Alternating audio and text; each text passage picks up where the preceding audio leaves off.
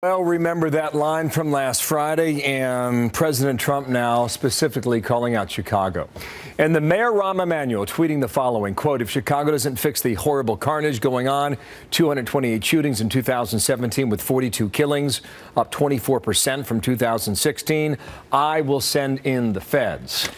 That's gotten some attention already. Marc Thiessen, Washington Post columnist, fellow at the American Enterprise Institute, and a Fox News contributor. Marc, good morning to you. Good morning, Bill. Apparently, the police, I'm fine, thank you. The police in Chicago say it's not 228 shootings, it's only 182. Wow. That phrase, Marc, American carnage, stuck out in the mainstream media last Friday in a way that I would argue no other line from that speech did. Can you tell us, as a man who deals with words, why that touched such a nerve? Because it's what's happening. I mean, you know, people said, oh, Donald Trump is so dark because he talked about American carnage. How else do you describe what's happening in the city of Chicago today? I mean, here's some statistics about Chicago. In 2016, they saw a record 762 murders, which is a 57% increase over the previous year, which is the largest spike in 60 years. 3,550 shootings. That's an average of 10 a day, an increase of over 1,000 from the year before. And now they may not be at 228 shootings yet, but they're going to be soon. They're even off to a worse start in Chicago. President Trump said in his inaugural address, this American carnage stops right here and right now. And his tweet yesterday was a warning that he intends to follow through on that promise. What is the mayor doing? Rahm Emanuel, he's had power for some time, Marc.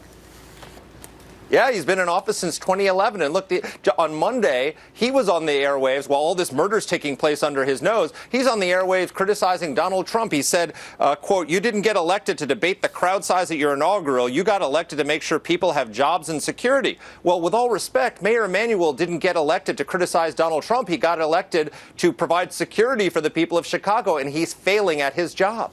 Sean Spicer said the immediate concern for President Trump is to go after criminals who are here, those who are within our country and pose an immediate threat. But just come back to your first answer. I bring that phrase American carnage to your attention because many found it to be offensive. Did you? Yeah.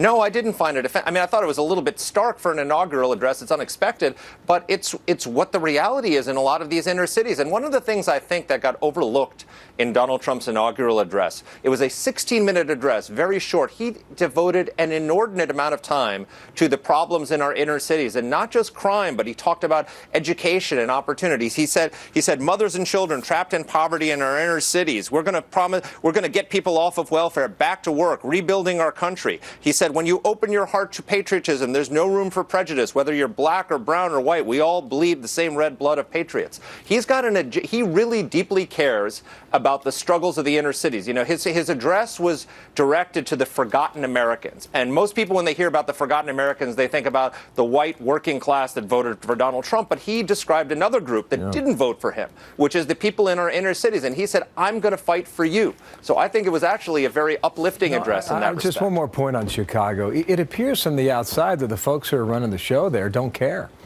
I mean, if they cared, they would have done something about this. Now, in deference to the city officials there, the police say we're more than willing to work with the federal government, Department of Justice, FBI, DEA, ATF, et cetera, et cetera. Well, you know, increase your patrols, stop and frisk, which, you know, people like Giuliani and Ray Kelly here in New York would argue did work effectively in neighborhoods in New York. Last answer.